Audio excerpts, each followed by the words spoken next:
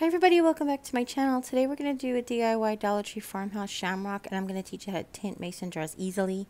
We're just going to use any mason jar. You can use free ones from the Dollar Tree, buy ones from the Dollar Tree, whatever. We're going to use some wax paper. You're just going to need a little bit of it, not too much. You're also going to need a little bit of food coloring because we're going to tint these green. We're going to use faint green food coloring, but you could tint them any color you want. And then to make the jars Shamrocks, we're going to have Shamrock stickers.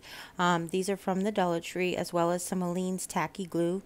You're just going to need a little bit of it, so you don't need a whole bottle, but I got this at the Dollar Tree. And then I'm going to use some of the white chalk paint to do one with chalk paint, and then I'm going to do the other one in spray paint. And this is the 97-cent spray paint from Walmart, and I wanted to show you the two different options. Then some embellishments. I have jute as well as some green burlap that I'm going to do one in, and I got this all at the Dollar Tree as well. So the first thing you want to do, and I didn't show you to do this, is wash your jars. You don't have to do anything special, just make sure that they're completely dry. Now there are lots of tinted glass tutorials out there on the World Wide Web, as well as Pinterest and as well as YouTube. But these, I didn't want to bake them. I'm too lazy, really, honestly. So what I'm doing is I've squeezed about a teaspoon of glue in the bottom of this mason jar. This is Aleene's tacky glue, and I've added a teaspoon of water. And then I just put as many green food coloring drops in as I thought I needed. I shook it up and I realized it wasn't as green as I wanted it to be, so I went ahead and added more. You can get the food coloring at the Dollar Tree. You can get as well. They do have it on occasion, usually around Easter especially. I've just covered the jar with wax paper and then its lid. Then I just given it a good shaking. Now I will tell you, with this technique, even though you're not baking it, you do need patience. Not only do you need patience for it to dry, but you need patience for all those bubbles to dissipate. Okay? So that is really going to affect the way that it coats the jar. You want to just, I know I did equal parts glue and water, but I would recommend, depending on what kind of food coloring you have, to just put in a couple of drops of water, maybe even half of the amount of water as the glue. So if a teaspoon of glue, then a half teaspoon of water. Add your food coloring, mix it up, and if it still seems like it needs more water, then you can go ahead and always add it later. Okay?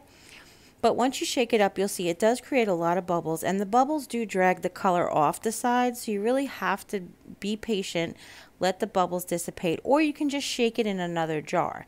One of the things I realized is once I went for, when I was done coating both of these, then I went ahead and I put it in another jar, and it settled down, and the second coat was perfect on that second jar, and I'll show you that in a second. But then what you do is you're going to pour off all the excess that you can. I've put 2 popsicle sticks over the lid with I put the lid, the wax paper, 2 popsicle sticks, and turn the jar upside down. So let it slowly drip out any extra. Okay, and then I've repeated that with the second jar. And I'm just going to do 2 because I'm going to show you 2 different techniques. And not for staining, but I'm going to show you one of them I'm going to put a second coat on, and just to show you the difference. And then I'm going to show you 2 different white painting techniques. Okay? So after most of the paint is dripped off, I've just put the sticks over and let them set, and I let them set overnight. Actually, it was like about 5 or 6 hours. Okay, and then in 6 hours, here's what they look like. So here's what I wanted to show you. Excuse me. This is, hold on. So this is almost dry. It really is dry, just the very tips and the very corners. And you can see how it's like green tinted glass. So when you hold it up to the light, you decide if that's green enough, if you want to do a second coat. So you see here how I start to move it, and it starts to move around like this when pooling. Here is the second one. And you can see here the finish is much smoother. There we go, it's not clear. So you can see here the finish is much smoother. And there again, it was pooling at the very tip up there. So you just want to make sure you move it around. And so you decide if you want to do a second coat or not. That's entirely up to you. It will just be lightly tinted like this, almost like old mason jars. Okay? So I will just pull the popsicle sticks off, wipe off any really thick globs of glue that are left over, and then I'm just going to set one off to dry, and then the second one I'm going to go ahead and put a second coat in. Actually, the first one I'm going to go ahead and put a second coat in. And I just set it off in that little plastic mason jars that came from Valentine's Day to store in. So one thing that I did was I took that one line that was drippy. I wanted to do it before I showed you guys. I took that one line that was drippy and I just took a very soft paintbrush and I just spread the drip around. So you can kind of see in the top here how it was like pooled at the top. It's a tiny bit milky right now because I just spread it out. That's just to keep it from being like one concentrated stripe down the side. And you can see that where I painted, actually I can't even find it anymore, where I moved it over with the paintbrush. Now, a few techniques I've looked up online. Not even baking them in the oven doesn't make them waterproof, doesn't make them permanent. What it does is just helps them dry faster. There are also techniques where you paint the outside of the glass. That's really nice if you want to use it for a vase. Again, it may chip, it may peel over time. You need to, hand washing isn't even an option, just dust it. But there are some permanent options and waterproof options. There are special inks out there. There are special glass paints out there that make them washable, dishwasher safe, also usable. You can use them as drinkware. But that's not what we're going for here, and we want to keep it simple. This one is still drying, that second coat. I went in and with the paintbrush, I just spread out all of the big chunks that were there before, like up at the top and around the rim, and I just am letting it dry. Thing is, the next step, we don't have to have a dry mason jar, so we're going to go ahead and get to the next step, even though this one's not dry. Okay? So the next step is to go ahead and put on the stickers. Now, I really liked these stickers for masking. The thing that I'll have to tell you ahead of time is that that really crisp little shamrock is not the masked shape. If you look really closely at the shamrock, there is a clear cut edge around it. So if you wanted to just do a few of them and you wanted to be very particular about it, you could take your little nail scissors and cut the clear edge off to get like a real sharp shamrock shape. But these ones will come out, and I'll show you in the end. They're very balloony shamrock shapes, which was fine with me. I've just picked a random design, and I'm trying to make sure that I space them out. I'm going left and right with the tilt of the shamrock. All right, and then I did a row of 3. I'm in a column of 3 next to a column of 2 next to a column of 3, and my chubby little fingers really pressed around that Kerr raised mason jar sign really, really well. But if the paint does get behind it in those areas, we can scrape them off. But again, I have told you guys tons of times that just adds to the homemade look of all of it. All right. Now I have opened up the windows in 19-degree weather and put on the fan and closed the door and put on a face mask so I could spray paint this in my house for you guys. That's how much I love you. This is just the white 97-cent spray paint from Walmart. I'm just putting on really a couple of really quick light coats, and then I'm setting it to dry for about 20 minutes from the first coat, and then I turn it over and I'm just going to spray the top, because after the 20 minutes was over, I came back and the top had like the drips and stuff. So I knew I was going to cover the very neck with jute or burlap. I wasn't sure exactly which at the time, but I knew I was going to cover the top, but I just wanted to get where it came in around the shoulders of the jar. All right, so I wanted to make sure I just hit that with a little bit of spraying as well, and then hit any holidays that I might have had. All right, and then after about an hour, I went ahead and I'm peeling the shamrocks. Now you can see there, it's not a perfect spray paint job. I like it because it does look homemade, and when we go to sand it, it'll be that much cuter.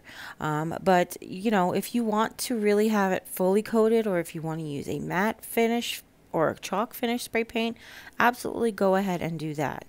My vision for this was to have green glass shamrocks coming through, the light coming through the green glass shamrocks on the white jars.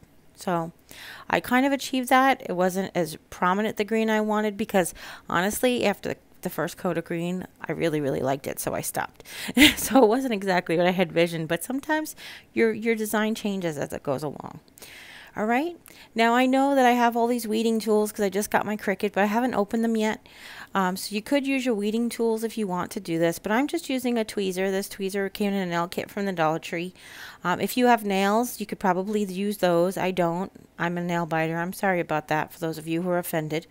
But I'm just going to go ahead and very carefully take each shamrock up. Now, you don't want to let this really dry overnight. Because the paint can cure to the sticker. Like anytime you're masking something off, you want to wait till it's dry to the touch, but not cured 24 hours. Because then what could happen is the paint that's on the shamrock and the paint that's on the jar can get stuck together. And then when you go to peel the shamrock off, the paint will come off the jar. So just keep that in mind when you're masking something, okay? And if there was difficulty getting some of the stickers up, I would do is I'd cut in the middle of the sticker with the X-Acto knife, and then I would go ahead and try to grab it from the middle so I wouldn't mess up any of the edges. But I just thought this came out super cute. And only one of the things that went over the letter, the K, actually had paint bleed under it, so that worked out really well. Okay? And now I check if there's any imperfections you want to fix. You go ahead and you can just take the back of the tweezers, and I scratched off whatever paint might have been objectionable to me. You can do that as well. All right, and now I'm just taking jute. This is just jute from the Dollar Tree, and I've just wrapped it around the entire neck. I've done one section in the, like, I've looked at it while I was doing the front of the jar, and then I turned it around to make sure I got all of the holidays in the back of the jar, and then I just took the two ends and I tied a bow. Nothing fancy. You can make a big fancy bow, you can make a big fancy flower, you can really do whatever you want for embellishment wise, okay? But I just wanted to keep it simple. And now it's funny because there you could see how green the jar is in the neck, but it's just very subtle green that comes through the light. And it's really hard to tell too because it's so bright out. There was so much snow yesterday. It's so bright in here. But now we're going to go on to the second one. And with this jar, this was the single coat jar. So this jar had a lot less of the green coloring. But I wanted to go ahead and just use fewer shamrocks, a little bit more spaced out. And for some reason this is going to sound weird, but the word cur, like there's bowl jars and there's cur jars, and then of course there's other generic brands, but the two big brands are Cur and Bowl. And Cur, for some reason, just reminds me of St. Patrick's Day. I don't know if it's because it's the K and there's all the Kellys and the I really don't know why, to be honest with you. But I wanted to accentuate. That's why I use these jars, is what I'm saying, instead of the bowl ones. All right. So now I've stuck the stickers all over, done the same thing. But when I was painting with the chalk paint, it started to take off the shamrock that was on the word cur, which was fine. I just went with it. I could always doll it up later if I want to. Then when I quickly added the second coat, I used like a stippling motion just to put on a little bit thicker of a coat. And then while I was peeling it off, some of it chipped away. Some of it was still wet, as you could tell by the marks it's leaving on my table. But that's not a problem, because with chalk paint, as opposed to the spray paint, you could just dip your paintbrush back in there and fix all of your little mistakes and holidays and things and imperfections and stuff. All right. Now, I will tell you, with the chalk paint being so thick, it was a little bit more difficult to get the stickers off. What it was a little difficult to find the edges, because chalk paint in general is usually a little thicker than spray paint is quite fine. Okay. Now, if you want that chalk finish on your spray painted jar, you could always cover it with a matte finish when you're done.